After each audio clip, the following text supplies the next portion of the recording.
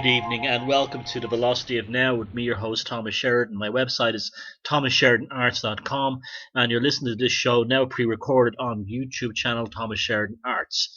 It's much easier to do this way, and if you go to my site, thomassheridanarts.com, you'll find links to everything that's going on the websites and so on, and information on how you can get my books and so on. Now, today is the December 30th, 2015. The year is almost over, probably the fastest year of my life, and this is the first Wednesday night show I've had in a while, even though it's an hour later. And this is the time I'll be going out from now on, because people in the East Coast of America would have been normally commuting when I had the original show, the original slot. This gives them a chance to listen to the show when they get home. But also because it's on YouTube, it's accessible anytime. There's less problem with technical malfunctions and breakdown, and the servers, the live radio servers being hacked and so on, and messed about. So I hope you're all keeping well. I hope you survived the Christmas okay. I had a pretty quiet time. I'd been very busy working towards that, but then I ended up working again over Christmas. I had an art commission to do, and so that was more stress, but it was more rewarding this time, as I was quite happy how it came out. And so here we are, coming towards the end of the year. The weather's been strangely windy and wild but mild, and there's been no snow or real sense of cold here, no sense of wind chill even. And there was supposed to be a huge storm coming for tomorrow, but it shagged off up towards Iceland, and it's battering there instead. I've been just looking back over the year, and then reflecting. I might do one more show before the end of the year is over, as a year review. But it has been an incredible year, really. I probably hit the mother lode when the mainstream media did a story on my pusher work, and it get very positive, I might add. And I just want to say there was almost no debunking of it. And some of the debunking was absolutely pathetic, including a meme or an urban legend that was put out there that in the same period, this is the usual shitbags on the comments of these stories, who just think everything is a conspiracy and everything the government says is always right. You always trust people, and anything that's new, don't say anything that's new because it disturbs us, those types. And they were saying things like, oh, it's been shown that in Holland there was 100 deaths in their canals in the same period. Oh, no, it wasn't. That number was just made up. I called up the police in Amsterdam, and I got no confirmation of this. They said it was unlikely. Very polite, I might add, too. And very much more acceptable than I got from the Manchester police. And so that's a complete lie. If you see anyone posting on any of the stories that feature me and regarding the pusher, or even Professor Craig Jackson, and any of the pusher stories, citing this magical, mystical 100 people died in the Amsterdam canals in the same period, tell them it's a crock of shit and an out-and-out lie. It's an out-and-out lie that's been put out there by somebody with an agenda. So that was probably the pinnacle of the year, but I'm not going to do a year review tonight. I'm not interested in it. I'll just talk about some random things of late. Now, Lemmy died last night of Motorhead, and I don't want to harp on too much about this because it's going to be all over the place anyway. Now, I have a very personal relationship with this story. The first EP, that's like a single that had more than two songs on it, was the Golden Years EP that came out in 1980. That was the first one I ever purchased. And it is absolutely fantastic sound-wise, and it still holds up. If you listen to Stone Dead Forever and Leaving Here, the two songs on side A, on the recording, it's on YouTube, the sound quality is phenomenal. And also the performance it's just out of this world. Now, we all hear, the Irish media today did their usual patronizing and stupid tributes. They had to spend half the time talking about his rock and roll lifestyle, when in reality, Lemmy was a very decent and laid back and intelligent, sensitive guy. But of course, the Irish journalists, being all a bunch of half-wits and dipsos, can't, they can't do anything unless it's cliche bound. And anyway, so I just want to say that my mates and I had great fun following them around Ireland in 1980, including one trip to see them at the Maysfield Leisure Centre in Belfast. After the Dublin gig had been cancelled, the venue was supposed to be an old cinema, which is now where the Ripley Court Hotel is, beside the train viaduct on Talbot Street. And I forget what it was called. I'm not sure the name of the cinema, what it was called, but it was closed down and was turned into a brief concert venue for a while. They were supposed to play there, and I think the promoter went bust or he was done for tax evasion or something like that. So the Dublin gig was cancelled. So amazingly, a bunch of us through a record shop in Dublin organised a bus. We were only kids at the time, up to Belfast, and we filled the bus up with about 60 of us. And this was at the height of the Troubles. It was very dangerous to do this. And we got up to Belfast and we stood outside the Maysfield Leisure Centre, and everyone was really nice, and it just proved that, like rock music and music in general, it bridges the divide. There was no shit off anyone. And, the only religion that was there was rock and roll. That was the only one. And there was no sectarianism, no nothing. And it was a trip I will never forget, because it was absolutely so much fun. And it was like probably one of the first like late night trips I'd ever done on the road in Ireland. And that's when Ireland was still like Ireland. And it was like nothing but wilderness between the towns. And you could always tell when the towns are coming, because you could see the orange glow of the street lights on the clouds above.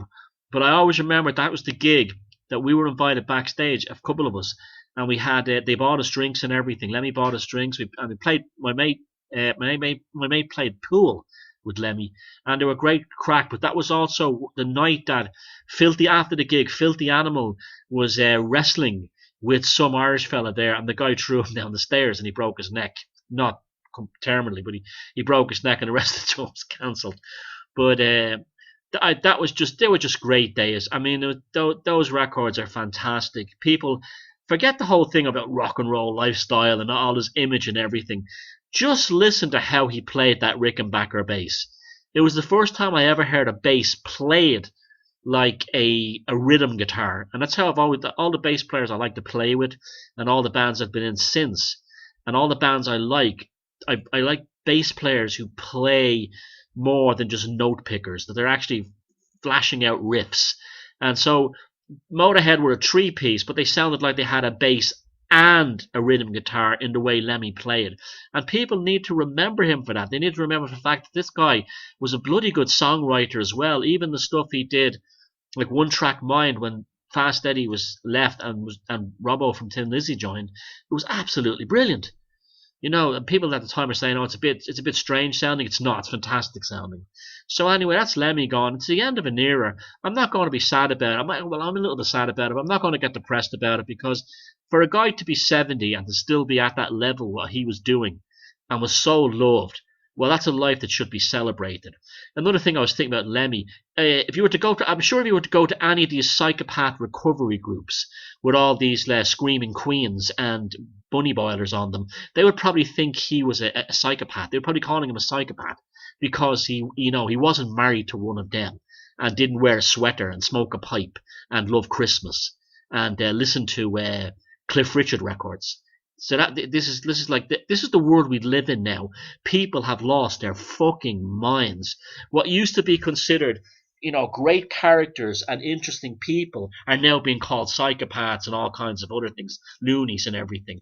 And they're nothing of the sort, because everyone is fucked up now by pop psychology.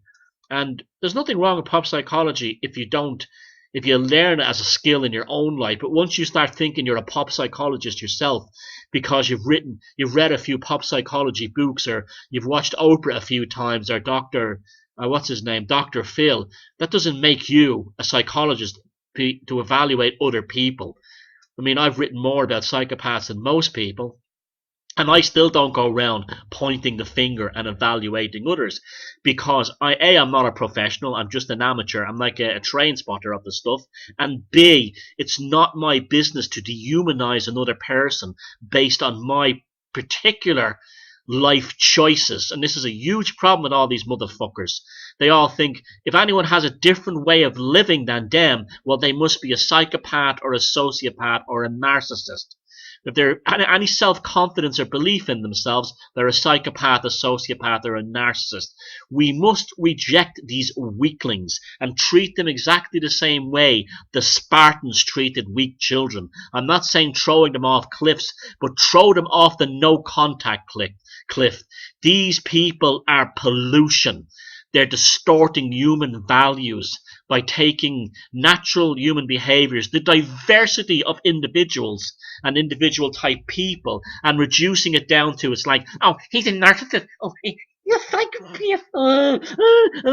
I got my teddy bear. I'm a grown man. I have a teddy bear. I don't like bad people, bad people, bad people. Even though I've got a stomach full of my boyfriend's semen, or like 10 guys semen that I've met in the pub that night. I don't like bad people. They're narcissists. They're narcissists. I gotta get rid of all those motherfuckers. We've got to chase those animals out of virtual and social town and get back to the beautiful diversity, the real diversity of human living, in that even a crazy motherfucker is a glorious flower in the garden of humanity. And speaking of the diversity of flowers in the human garden, of which I'm glad we have all the colours and all the different types, Boleskine Manor on the shores of Loch Ness, belonging to Aleister Crowley and Jimmy Page, burned to the ground recently. I think this is a very sad event. Of course, we had the usual hysterical troopers going, I'm so glad it's burned down. It's a portal for Satanists. They come out there and the Satanists, they come out of Crowley's house and then they come down to Hampstead and they stick their fingers up my ass. This usual shit starts. Oh, David says they ripped guns. They must be ripped guns. That usual bullshit. And listen, no matter how you feel about Aleister Crowley, and I don't even like Led Zeppelin's music, right? But that was, by all accounts, a historic place. You don't celebrate the destruction of history. You don't celebrate the destruction of culture. No matter if you disagree with it, you do not deny its existence. I don't like the Third Reich, but I don't think that all traces of them should be removed. I'm totally have this idea in Germany of banning the swastika is nuts. You can't do this. All cult, no matter what the scars are, it must be acknowledged. Now, I think that this house was a remarkable place, and it's a great loss. Now, you can sit there going, oh, dang, did he rip doors? They came through the portals. It was opened by Ted Heath when he had sex with Matthew McCann and all this kind of shit you read on these, like, truther forums. But aside from them and among sane people, let's look at Boleskine Manor objectively, okay? This was quite an attractive house, a very attractive, unusual long bungalow. It was hardly a mansion or anything like that, and quite an attractive house you see in Scotland. The style is also very common in Ireland, in a beautiful location, and I find it fascinating for lots of reasons. Now, one of my theories is that, I know you're all going to go, this is fucking nuts, but I don't care, is that when Aleister Crowley went there to perform the Albumellum, the most arduous, difficult, and intense magical ritual that's possible within the Goetia. When he attempted this, and even he, as out there as he is, found it so incredibly difficult because just of the things like the starvation and the subjugating yourself to pain and freezing and everything, and all the stress and the emotional and psychological stress, he gave up on it. He did a bad thing, not deliberately, but I believe that he created the Loch Ness Monster. Now, what has become to be known as the Loch Ness Monster? He opened up or released a psychic force, some kind of tulpa, and that thing now lives in the lake. And that's what it was right after he performed. Well, he quit the Albumellum. That the modern version of the Loch Ness Monster begins. Now we have all these stories of Saint Columba exorcised a monster in the lake, but then there's nothing between then and the 1930s. The simple reason for that is in the time of the early Christian conversions of UK and Ireland, but particularly Ireland, Scotland, and Wales, every single motherfucking lake had a monster in it. And there was always the story of the local saint, the local Christian converter who removed the monster from the lake. It was a big propaganda thing. And so the monster from the lake could have been a suspicion the locals had that caused people to drown. And so he took that fear away from them. The lake up the road from it is even still to this day a very pretty little operating church at Loch Talt on the mountain, a very beautiful place, by the way, on the mountain above the lake that's built on the site where some obscure saint exercised a monster in that lake. So every lake in Scotland, Ireland, and Wales, and in the north of England, nearly all had a monster in them in the time of the early Christian period. So for people to say, oh, the Loch Ness Monster, the story is way before the time of Crowley, it's not. That's a standard backstory for big lakes. They have all big monsters in them. Now Crowley did something there, and people say he opened a portal. Maybe he did. I don't know, but it's in whatever he created ended up in the lake. Ended up in the lake. Now, Jimmy Page lived there, and there's not too many stories about what he got up to there as well. Jimmy Page, a lot of his stuff is just mystique. Now, I actually met Jimmy Page once. This is, honest to God, I really did. Bumped into him. I was in a bookshop about 1992-93 in Kensington in London. And I was just looking through the books, having a browse, and I see this rather tall guy in a kind of a geeky blue jacket next to me, and he was fingering the books. And I looked around and I said, "Oh fuck me, that's your man Jimmy Page from Led Zeppelin." Now I'm not the type to bother celebrities. I don't do things like that. I'm not that kind of person. But I said it looks just like him. It looks kind of a lot like him, and so I went upstairs, and he went upstairs, and he was talking to a girl who was working behind the counter, and he was saying, "Do you have that book I ordered?" And she goes, "Yeah, I'm pretty sure we have it." And she goes, and she was a young girl, and she goes, "What's your name?" And he goes, "Paige." And she goes, "How do you spell that? Paig or Page?" Now I thought that was funny. She didn't know him, and he didn't care either because he was just like, I suppose when you get that famous, even at that famous, there's still lots of people don't know you. But I just thought that was funny that I had an encounter with Jimmy Page in Kensington and London. And he just struck me as a normal guy, like anything else. Rock and roll, as I said with Lemmy, a lot of it is about cultivating image. It's showbiz, like the rappers and all that stuff. All the same with cop killing. That's all showbiz. And Miley Cyrus, yeah, I was like, Danny Foyle, she's an anti-uncle. She's been taken down by Satanists. Nah, that's just all. They may use those techniques from the occult. I do agree with people that she is, or well, not her, but like her and Lady Gaga do utilize occult things, but they're not part of the occult. No way are they a part of the occult. No way. No way. Forget that. You don't even know what the occult is to even say things like that. They're not hardcore up there. They're just not. They're utilizing techniques from ritual magic to make themselves more famous, and Crowley did the same. And if you read Austin Osman Spare's biography, which I have somewhere here, you very much get the impression that, both he and Crowley were very aware of the fact that by creating a mystique, a sense of danger. I'm rereading Kitty Kelly's My Way, or His Way, the biography, a fantastic biography of Frank Sinatra. And Frank Sinatra had spent time in the early days with gangsters like Bugsy Siegel. And Bugsy Siegel was a handsome, tall mafia guy in LA that was like absolutely ruthless. Now, the reason why Frank Sinatra associated with the likes of Bugsy Siegel and later Sam Giancana was to cultivate a sense of mystique and danger. Danger, and not a bad idea, I might add. Not a bad idea when you're that famous. And it feeds it. It feeds it. It's like what Oscar Wilde said: the only thing worse than being talked about is not being talked about. So Jimmy Page definitely was interested in the cult. I think he has the largest collection of Austin Osman Spare's paintings. And if you've seen Osman Spare's paintings, they're all full of sigils and everything. A very good painter he was, by the way. And also, as I mentioned in Walpurgis Night Volume 1, he was actually personally commissioned by Adolf Hitler to do a portrait for him for the German embassy in London. But I digress. Anyway, Crowley was part of that, and that was also probably part of Jimmy Page's mystique. Now, you hear all kinds of stories that he was involved. I don't know if he was.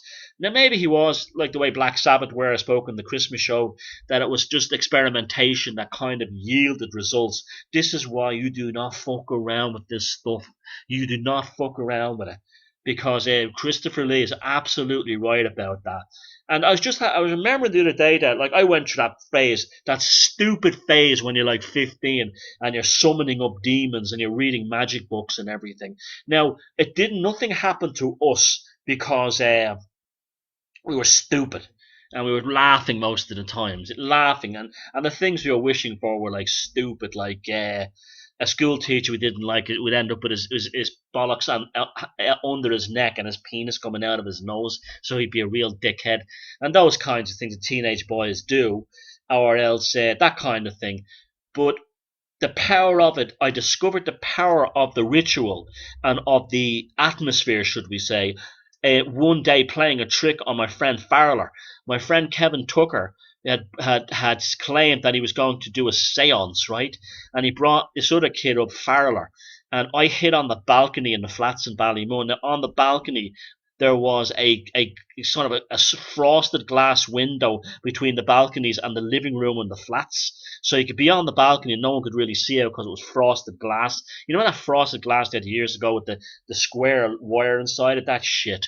Anyway, so we played a practical joke on him, and uh, Tucker was telling Farrell he was getting great results summoning the dead, and he was going to summon dead people.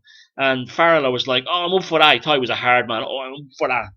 And he was a fucking junkie as well. And so he takes him up to the flat one afternoon, and I don't know, we were about 17 at the time, and that's what we used to do. Like we used to finish school. I mean, I think when I look back on it now, it's unbelievable. But we used to finish school at like 4 o'clock, right? And high school that was then. We used to get this guy called Keith. He was an English chap that lived in the flats. He was a drug dealer and junkie. And we used to get, all these fuckers are all dead years now. I'm amazed I'm still alive.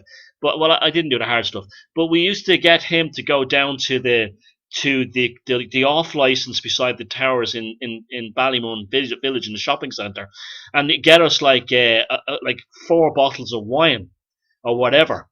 And so we used to go back after school. When I think about it, it's unbelievable. And we used to go on the piss. We used to go on the piss and mostly just listen to records or watch shit television shows, watch like the Magic Roundabout. While when I look back on it now, while drinking bottles of cheap wine and dropping acid. But anyway, it's probably explaining a lot. But I never was involved in anything like shooting up or anything like that, or anything hard.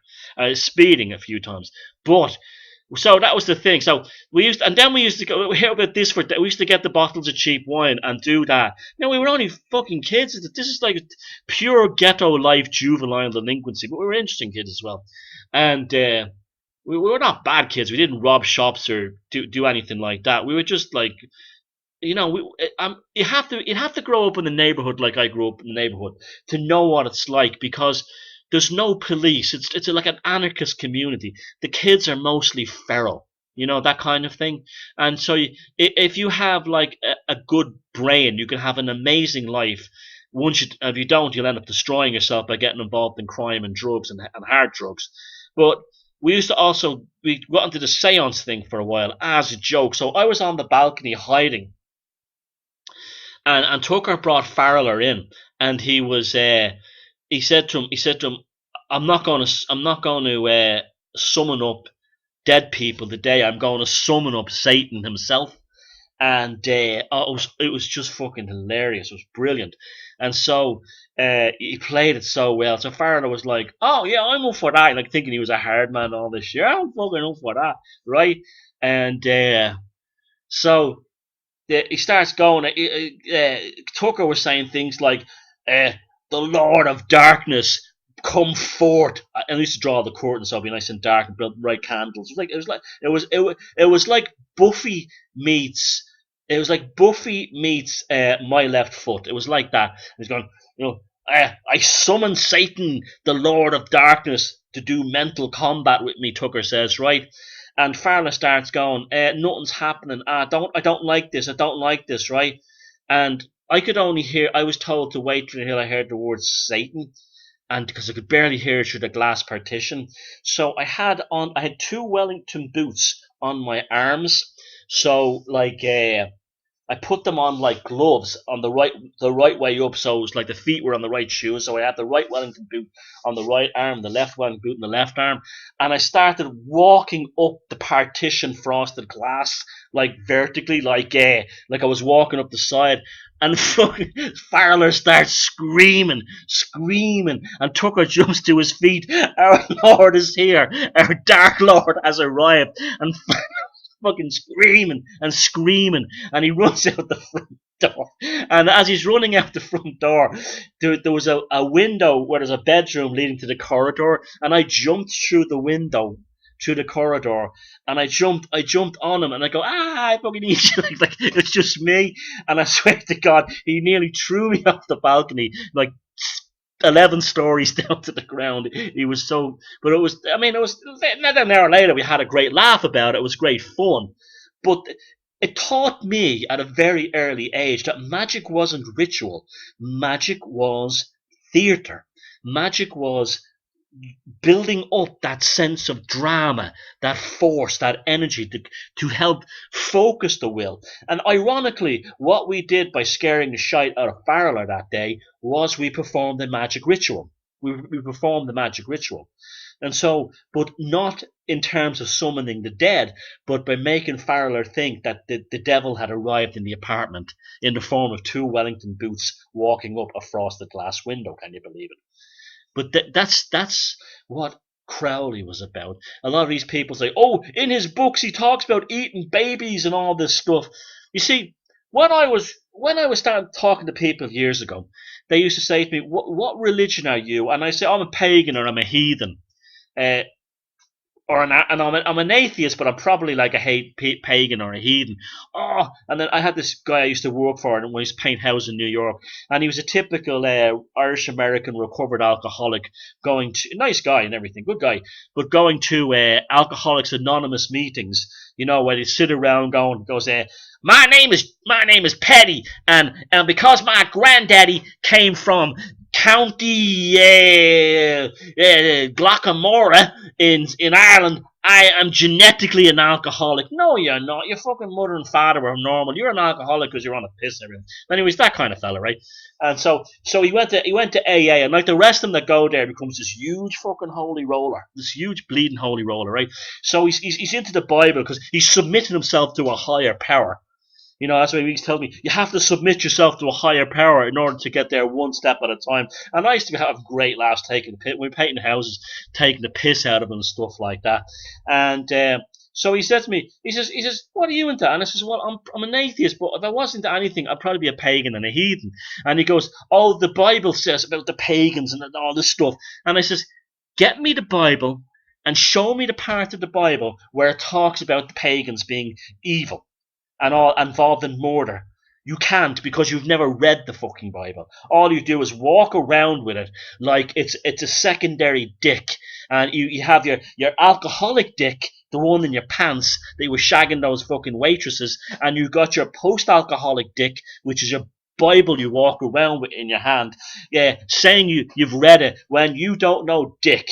And the same thing applies to all these truthers who think they've read like Crowley and stuff. Oh, it says this. Oh, Jesus, no man. It says he got a fucking child, right? And Crowley got the child, and he put a skewer up his hole, and it came out his mouth, and then he put him on a fire, and he barbecued the fucking kid, right? He barbecued him, and then when he was over, he brought Ronald McDonald in, and they put fucking barbecue sauce on it, and this is what's in his old books. They've never read them. They haven't got a fucking clue. They haven't got a clue. But None of those things happen. The only people that give us this crazy stuff from Crowley is some of his own writing, where he talks of the best sacrifice in this case is a child. That's not the same thing as saying I sacrificed a child. He's telling you what the Babylonians and the Babylonians and the ancient Judeans did, which we know about Abraham. So don't give me that shit Bible again, right? And and then people in the circle said he didn't really do that. And you have to look at, like, there was most of the stuff about him is the wife of one of his Newman, who was one of his devotees, who he had a kind of a bisexual relationship with. That's his own business. And this guy, when he died somehow, and she made up all these stories. Now, not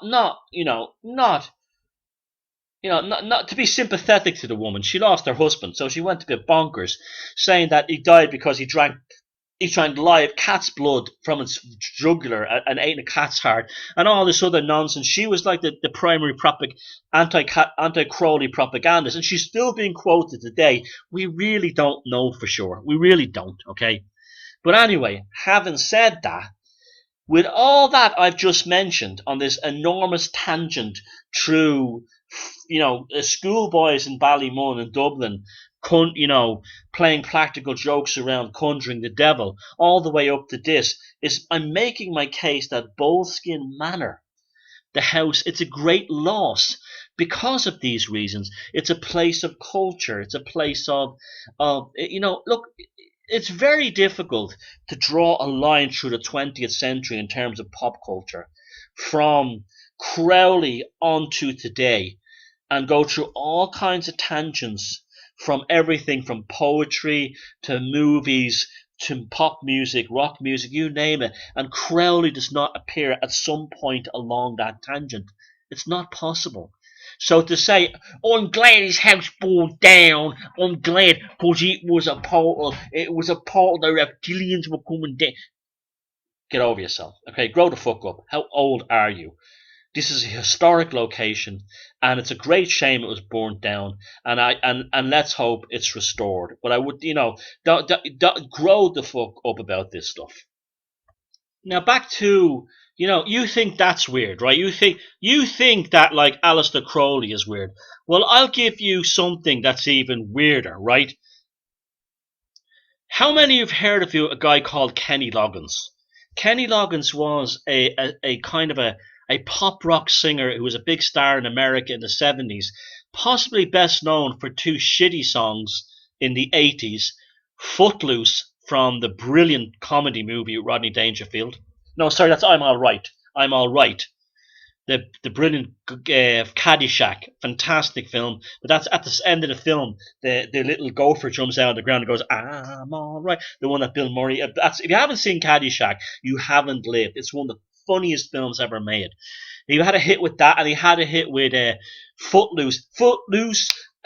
Footloose, put on your footloose shoes. And then there was this awful, what was that film with Tom Cruise, the propaganda film, Highway to the, that guy, right? That guy, right? Now I'm sure. Look, I know many famous people, right?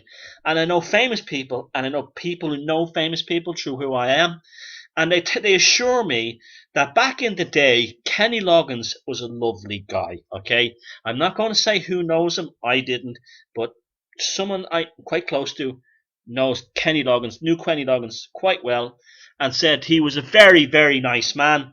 And if you just listen to the early Loggins and Messina albums, they're kind of good folk pop records. Not my taste, but well crafted music. And then he kind of got fluffy and so on. I was never a fan. I was never into him until this. Okay, I never even paid much attention until this, right? About 15, 20 years ago, I was big into yoga. And I got that magazine, Yoga Journal or something, whatever it was called. And there was an ad in the back for Kenny Loggins and some chick he was with or had married. And the book was called Unimaginable Life. And I'm not kidding you, right? He, as bad as Footloose and all that stuff is, right? He made the first album devoted to colonic irrigation. I kid you not. This woman, this new age chicks, this is what, you don't let the new age chicks come into your life. You just don't.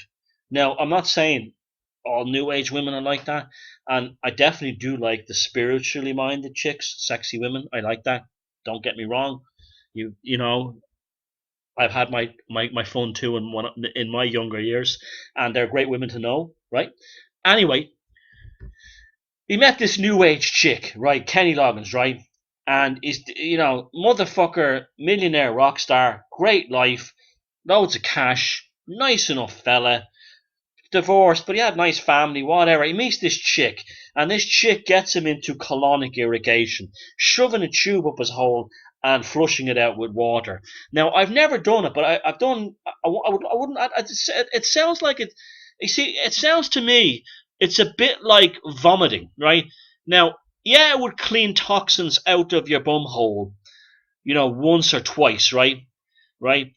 Now, and so on, but these people become addicted to it, and it's just like it's just like people become obsessed with filtering drinking water down to nothing. Eventually, there's no minerals. So if you get your hole colonically irrigated constantly, well, there's nothing down there. It's so clean. Now they say it feels absolutely fantastic when you do it. And back in the day, I had a chance to give it a go, but it was, the way this woman was describing it to me, it sounded so good that if I was to get it, I was worried that the next thing I'd want up my hole is a willy. Barring that, Kenny Loggins missed this chick, right? And whatever, she gets him into the new age stuff. Harmless. Now you think Yoko and John Lennon is bad, right? This is worse, right? Suddenly this guy goes from writing his middle of the road pop rock songs to writing albums about colonic irrigation, right? In the form of love letters to this woman, right? So it's like, they're like, they're sitting there and he's writing songs like, "Oh, you are my dream come true. When you flushed out my hole, I knew I loved you." Right? I'm not kidding you. It was literally that bad, right? And they wrote a book, a new age book about it, right? And the reviews on Amazon would have you pissing yourself laughing. People were saying things like, "I didn't even want to give the book back to a charity shop in case some innocent person picked it up." But anyway, he got involved in this. It just goes to show you, no matter how successful or clever you are, if you get involved in a real life JP Sears S type or a man, they can have you thinking black is white and white is black, where you throw away a very good career in middle of the road pop music to write songs about having a tube shoved up your arse, right? Right? And then the two of them write, it's all about, it's that whole classic thing. It's like the ones who are the most in love and get married the quickest that are forced to get divorced in every case, because they don't know what love is. What they're doing is the one side is kind of brainwashing the other. It's always like that until they realize, well, this is a fucking load of shit. I can't handle this anymore. And then they leave. And so, what's his name? Kenny Loggins is with this woman for about 5 or 6 years, and she fucks off on him and probably got a big divorce out of it. But he writes, the guy ruined his career by writing love letters to colonic irrigation and to the woman who taught him the magic of shoving a tube up his hole. Now, if that isn't the most tragic career suicide story you've ever heard, I don't know what is. It actually makes you feel that Lemmy got out lucky, and even people like Kurt Cobain, if he was murdered, he got out lucky. To end up like that, if you guys see me go anyway in that direction, okay, put me in a Buddy Holly airplane, because that was unimaginable. Look, check it out on Amazon. Unimaginable life. The new age chick that he married had written it together. The reviews are some of the funniest things you'll ever read. Another death that happened, it happened just before Christmas or around Christmas, was that lady called the Chariot S who wrote all those books and did loads of talks on astrotheology and theosophy. And I think back in the beginning of the 99 moon cycle around 2008, 2009, she introduced a lot of people to the whole astrotheology thing, the Christian identity of the zodiac. And so she deserves a lot of credit for that. Of course, it went bonkers like everything else, and it was taken in the wrong direction. But at least she's someone who opened the door and got people thinking differently about things. And so, like now, people are saying, "Oh, she's a theosophist, therefore she worships Lucifer." Well, there's a lot of truth to that, but I know a lot of decent people who worship Lucifer. Lucifer is our dark lord. He's our dark knight. He's like Odin. He's there to protect, make us, give us free will, and to run away from home from the abusive father we have called Jehovah. He's like, yeah, he's a dark knight. That's what he is, and that he's like Odin that way. I heard someone say he's like Loki. No, he's not really like Loki. Loki was mischievous and vindictive. He was more like Odin, more because he actually took a. We read like Letter to Job, the Jungian translation of it, Carl Jung's essay on it.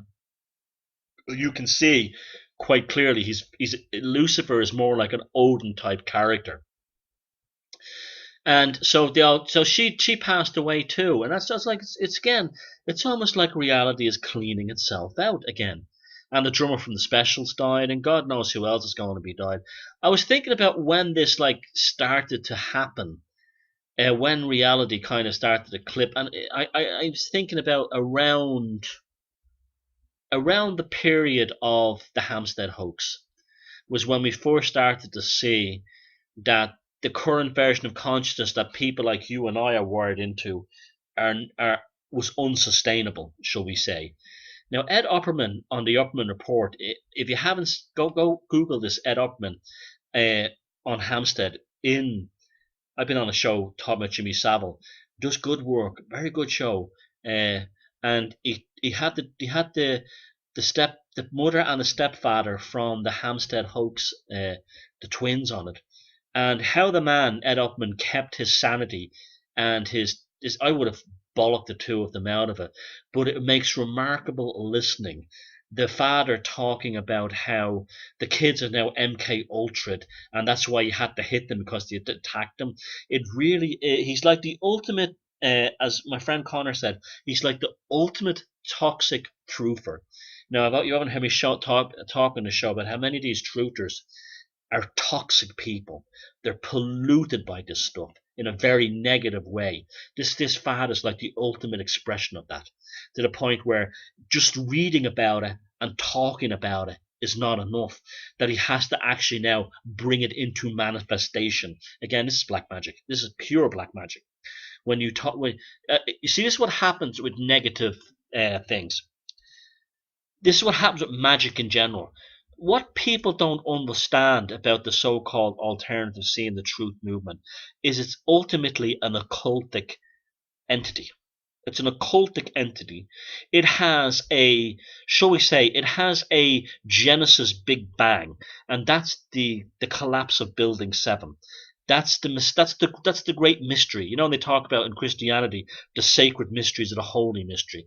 That's the sacred mystery on which it's built. The sacred mystery on which it's built is the collapse of Building 7. It's this we're talking about. This is the mystery school. The truth movement, the alternative movement in this scene, is a mystery school. It's a mystery school that the fuckers in it don't know what it is, except some of us do, and we're aware of it, and we play within the energies of it. But a lot of them don't. Most of them, 99% don't know it's a mystery school. Its holy sacrament is 9/11. There's a base, just like Christians, the fundamental tenet of Christianity is that Jesus Christ rose from the dead following the crucifixion. He came back from the dead. The fundamental tenet of Islam is that the Quran is the direct translation of the word of God. The fundamental tenet of Buddhism is that Buddha himself, his own philosophy, and on and on and on. The fundamental tenet of the truth movement is you must accept that 9/11 was an inside job. then you've entered into the religion and you've entered into the mystery school. You've entered into the mystery school, and then you become a kind of a truth Catholic. You're expected to then, anyone who's not a Catholic, let me explain to you the Stations of the Cross. The Stations of the Cross is all these paintings that's placed around the outside of a Catholic church along the walls on either side. And each painting contains the suffering, the story of Christ from the time he entered into Jerusalem, came back from the wilderness and entered Jerusalem and was greeted on they put palms at his feet. And you go through all the things of his betrayal by Judas, Pontius Pilate, to his eventual crucifixion. So by the end of it, it's a trauma-based mind control thing that you're then a Catholic. Well, the Truth Movement has its own Stations of the Cross. The first one being the 9/11. Then you go through all the other Stations of the Cross, the pedomania, satanic pedophile, that kind of thing, that the moon landing was a hoax, blah, blah, blah, blah, blah. And then the final Station of the Cross is that the earth is flat. That's the final one. And you'll see that's when by the time that the ones, say there's 12 Stations of the Cross, right? The 11th Station of the Cross is the Hampstead hoax. The 12th Station of the Cross is that the earth is flat. Now, the ones who jump off the ship at the 11th one generally are very different than the ones who go to the 12th Station of the Truth Cross, and they become born again Christians. You see it coming right back full circle. It's what started at 9/11, ended up on their knees praying for salvation from Jesus Christ. You see it. There was one Muppet there the other day that I was trying to explain. I don't know why I do this. Maybe I'm into a bit. Maybe I like a bit of S&M or something, and I'm not fully aware of it. But I got into a debate with a flat earther. This guy was so fucking thick, that you could actually, if he was to stand next to a bottle of milk, it would become a fucking milkshake. Skimmed milk, it would become a milkshake, glass of milk. That's how thick this fucker was, right? And anyway, so I'm explaining to him. I started out polite, unusual for me with these motherfuckers. I started out polite, and I said, look, let's strip it all down to zero, right? Just let's say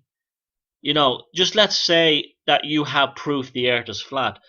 I can still prove it's round just by sheer substantiated happenstances around our current existence.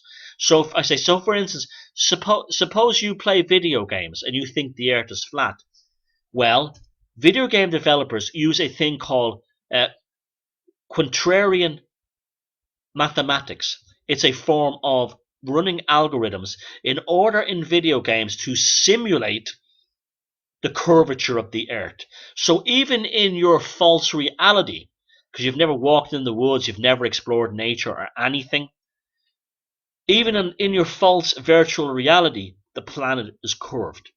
And he starts going, I bet quaternion mathematics was invented by NASA. I was like, no, you motherfucker, it was invented by an Irish astronomer 200 years ago.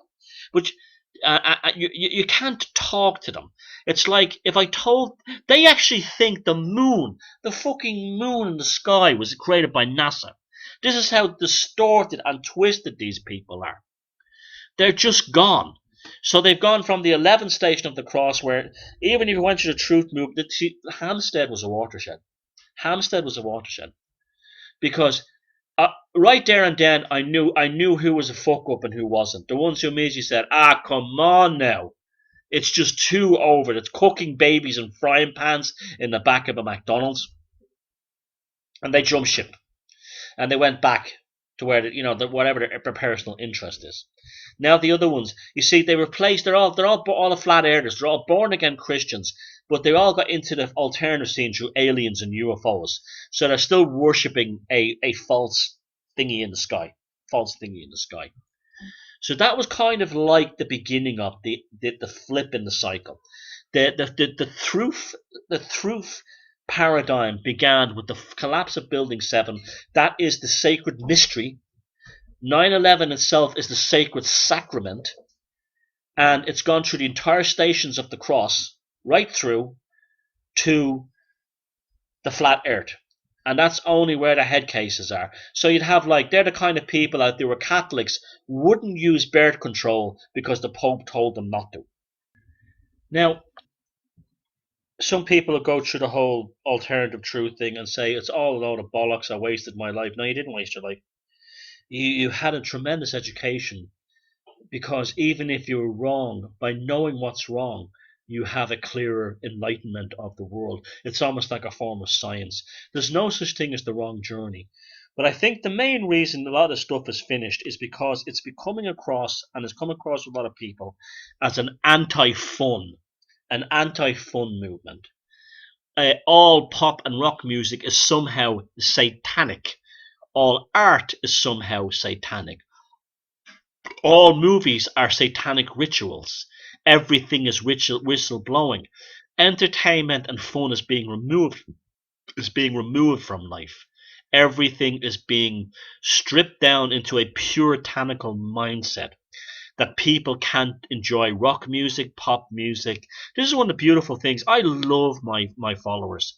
I absolutely love I hate to use the word fans because you're not fans. You're my friends and followers. I absolutely love you guys, because when Lemmy died, there was not one of you posted about he was a Satanist, and not one of you posted about anything except he was wonderful, the music was fantastic, and we were lucky to have someone like that in our lives. I love the fact that that's my audience, that that's my friends, and that's my followers and supporters. You're my supporters club. I like that. That's not patronizing. You're my supporters club, and I'm so proud of you, because you really came through. You know, you post, a lot of you are into kind of music I'm into the movies I'm into. You like dark things, you like light things. I mean, I just love the fact that so many people that are into my stuff are into horror films, and they like all that kind of stuff, and H.P. Lovecraft, and it makes me feel so good, because what the truth movement was doing was taking anything that was entertaining in terms of anything and declaring it sinful on some level. It had become a religion, and there was a sacred sacrament, and you had muppets like Jordan Maxwell saying things like this is Satanism and this is evil, and these people believing it. These people believing it without questioning it, and everything was Peter, and no one actually having a cogent and a rational view of these things. Just look, I'm learning too. I'm in this with you guys, right? I'm learning too, and I'm not a guru. I'm not a great mind. I'm just a regular fella who's a passive observer, but I have a very good eye for seeing the what shall we say, the base substance of things, what it really boils down to. And I have a gift of language in that I'm able to describe it in that way. Apart from that, I'm like the rest of you guys. I'm no different than anyone else, okay? No different. If I see bullshit, I call it out. I don't like, if I see someone who I know is a good person in their heart talking bollocks, I won't call them out on it. I won't slag them off. It's only when they're talking bullshit and they're nasty and arrogant about it. Like the flat earthers, right? I don't care if you're the nicest guy or woman in the world and you're into the flat earth thing, good luck to you. That's your own business. I'm into out there stuff. You're wrong, but I won't dehumanize. The problem with this flat earth thing is the supreme arrogance of these cocksuckers. The supreme fucking motherfucking arrogance of them. It's like, you're all fucking stupid because I watched YouTube and it showed that the earth is flat, and you're a fucking retard. You're a fucking moron because you think you're a baller shill. You're an idiot. These cunts are now fair game. These cunts are fair fucking game for the takedown. Not because they're into the flat earth thing. I don't care if they think that fucking watermelons grow out of people's arseholes. That's their own business. It's the arrogance. And this is the arrogance brought about by the 12th station of the fucking cross, of the truth cross. they've now resurrected themselves as the pieces of shit that they claim to be against. The hunted has become the hunter, and the hunter has become the hunted. They've come full circle. Now, a chap wrote to me not so long ago, and I had a radio show called Flat Earth Truth, and he was very polite and everything. And he said to me, I'd like you to come on the show, but I don't want you to, I don't want to convert you to the flat earth thing. It's pointless. He was a gentleman about it, actually. And then he said to me, I just want you to come on a radio show and just talk about stuff in general. Your other work, I love it. It's great. Nice man. That's okay. I wrote politely back to him. No offense, not against you personally, but I can't have my other work associated with a radio show that has a title called Flat Earth Truth or Flat Earth Reality or something like that. And he was nice about it. And I have no problem with that guy, okay? But he was, the rest of them can be, so many of them are arrogant, nasty shits. And this is where I have the problem. And that started with the pedomania thing. The pedomania thing, that started with that. It started with, they're all satanic pedophiles in Amstead, the satanic pedophiles, right? And then you say, hold on a second, this is like the Holly Gregg thing. It's not making any fucking sense here. And then they go, you're a pedophile because you don't agree with me. You're a fucking pedophile. And that's when it began. Because the accusations went from, there's satanic pedophile rings, here's my evidence, to when someone's saying that's not evidence, and the rebuttal is, well, it's not evidence to you because you're a satanic pedophile. And that was the game changer. That was the fucking game changer. Because right there and then, what had happened was it would then had been turned into a messianic movement. It went from being passive. Like, yeah, you had people before that going things like, oh, they're all sheep and everyone's a fucking sheeple and I'm not a sheeple and all this crap. That was harmless enough. But or walking down the street with a megaphone going, nah, lose inside job, buy my water filters, and all this kind of stuff, right? It went from that, and then it was also there was a slight messianic aspect to the Freeman thing, but they were just mostly gobshites talking bollocks, who had this like idea they knew some. They were like Jehovah's Witnesses or something, but they were not arrogant and nasty. A lot of them, they weren't. They just weren't. But the paedophile thing really showed some true colours there. Either you have to agree with the Hampstead hoax and the Holly Gregg hoax, or you yourself are a satanic pedophile. You're a satanic pedophile. That's the point. It became a messianic evangelical religion, and that was the moment the motherfucker was finished. That was it. That was that moment. And the irony of it is, there is a huge conspiracy around the Hampstead thing, a huge conspiracy, and I was the one who nailed it on the first day. The whole thing seems to be fluffers on both sides. There's fluffers on both sides of that issue who are lubricating it. On both sides, there's fluffers. And there's a reason for that. I sniffed the intelligence services. The same pieces of shit that were involved in fluffing the hysteria around the Holly Gregg hoax were the same ones around fluffing the hysteria of the Hampstead hoax. The whole thing stinks of an intelligence operation and a diversion. A big time diversion. And I believe the diversion was away from the story of the young boy who was murdered by the MP at the sex party. Something we had that was real. And instead of people concentrating and focusing on that, they were all going, they're cooking the babies in back to McDonald's, the David City all these retards, right? All of them. Now, speaking of David Icke, right?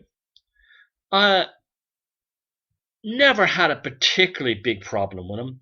I mean, a lot of his stuff is absolute bullshit and nuts, but that's okay. I don't hold it against the man. I recently saw a video of him spouting about that protocols of the protocols of the elders of Zion bullshit and talking about it as if it was real. That protocols of the elders of Zion is bullshit. It was a satire written by the communards or by revolutionaries in France making fun of Napoleon III's. It was like a satire, like a punch or the Onion of its day, saying that if Napoleon III had his way, these things would happen. Some greasy bastards during the Russian upheaval at the end of the 1800s got their hands on this and just scratched out Napoleon III and put in Jews. That's all. It's not true. And anyone who claims to be, oh, I've been down the rabbit hole, mate. I've been down 25 years. I've been researching this stuff.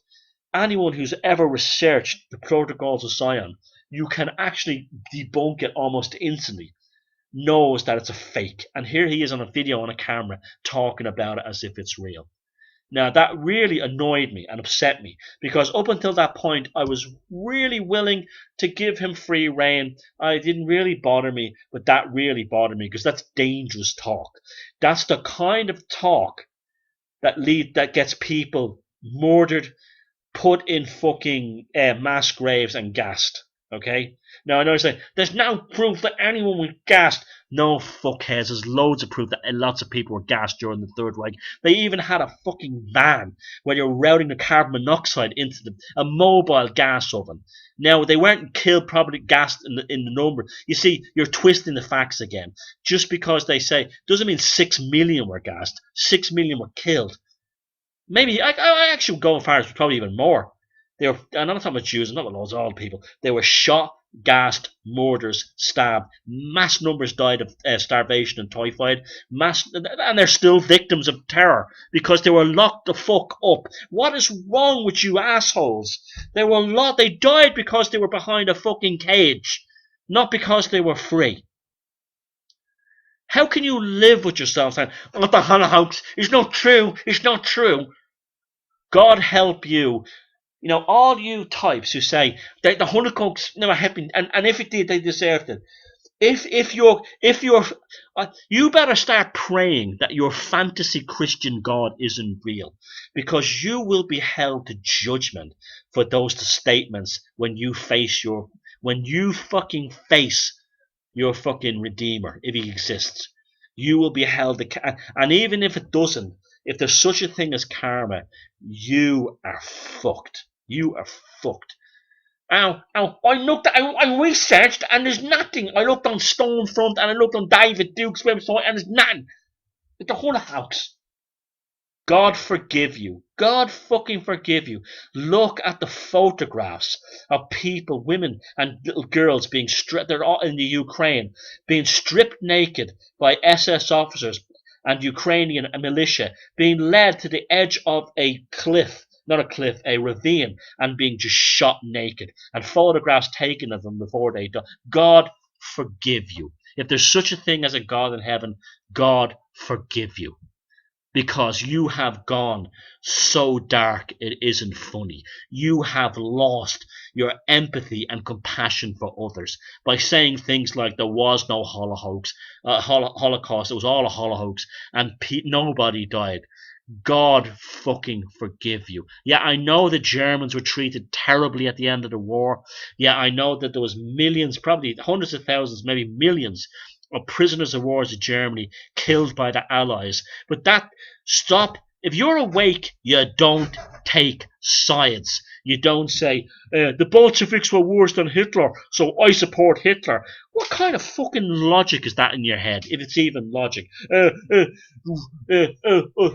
Night Stalker didn't kill as many as Fred and Rosemary West, therefore I'm a fan of Fred and Rosemary West. That's how surreal it is. The son of Sam, he didn't kill as many as, what's his name? Jeffrey Dahmer, but I'm going to rout for the son of Sam. Yeah, David Berkowitz. He's the great guy because he didn't kill as many. That's what you sound like. You sound insane. And that's why when I look at your, because you are insane. You're mentally ill. You are mentally ill. You've forgotten what it is to be a human being and to have compassion for the suffering of others. I posted a picture of of the baby on the fucking beach in the Syrian baby, and look, I'm gonna post loads of photographs of Middle Eastern kids with their brains hanging out, but I've no fucking compassion for people who died because they're in the Holocaust. One day it probably won't happen. You see, I'm not here to mock you. I'm here to help you. I want you to have a happier life. I have no agenda. The reason, other than that, that's why I tell you jokes. This is why I have a laugh. Think of me as your Irish uncle sitting you down and saying, "Look, you're fucked up. Here is my opinion, and maybe if you listened, you won't be full of anger all the time. Maybe your wife won't run off the milkman. Maybe you won't be so reactive. Maybe you'll be able to determine then what are the real conspiracies, who are the real criminals, and then work on that rather than getting fired up in everything that's been created as a diversion." Like, for instance, I don't like Mossad, but I know Mossad are a huge part of the anti the holocaust industry, because what they do is the intelligence operations to create straw men and moles, and what they do is they feed they grease and they groom and they massage both sides, so they get all the lunatics to all give their names up. And don't, like, look, we're at the end of this 7 year cycle. Let's look at this as adults, right? You've been through it all, right? You've gone through the whole thing of the 9/11, this number tower number 7 falling down. You learned about the crimes of big pharma. You learned about GMO, Monsanto. You learned lots of good things and you learned lots of bullshit, right? You've gone through the entire cycle. And what's changed from all your screaming and shouting and sharing links? Dick. Nothing has changed, right? But this can be now your point to grow as an individual. Your point to say, well, fuck this shit. I'm not going to start thinking that rock music is satanic anymore. I'm going to start listening to my albums again. I'm not going to start thinking that this, that, and the other is terrible. I'm going to start doing this again. It's time to start living a life, living the life you were meant to have, rather than existing as a reactive force to things that you cannot change but will definitely change you. Definitely change you.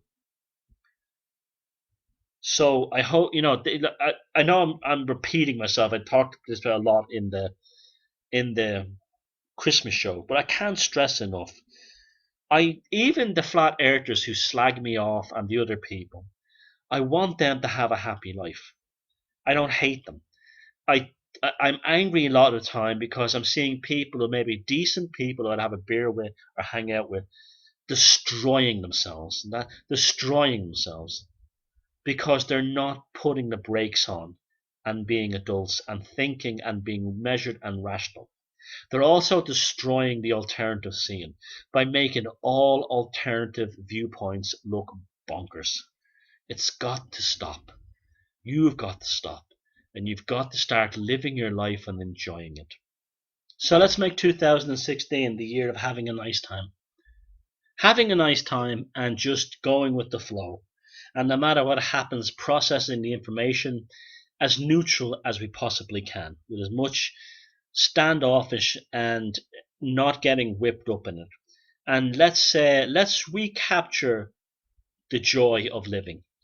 Let's create, explore, love, and stop having dogmas, stop being whipped up into political agendas or anything like that, and reminding yourself that you were not born to become a follower of an idea. You were born to become a creator of your own ideas. Thank you very much. And my website again is thomassheridanarts.com. Look after yourself, and I will see you in 2016, and I'm sure we'll have an even better time. Take care. I love my colonic irrigation nearly as much as I love you too. When you stick that tube up my ass, I don't feel that it's so crass, because I know we're gonna live with the Pleiadians too. God love him, poor Kenny Loggins and his caloric negation, a classic example of someone taking their own shit too seriously. Feck him if they can't take a joke.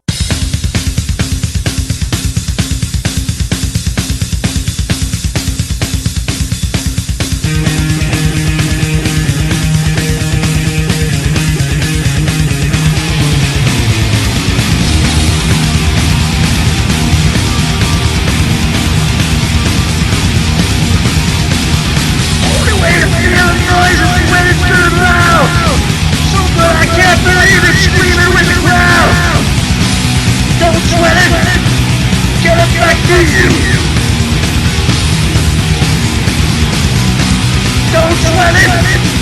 Get it back to you! Overkill! Overkill!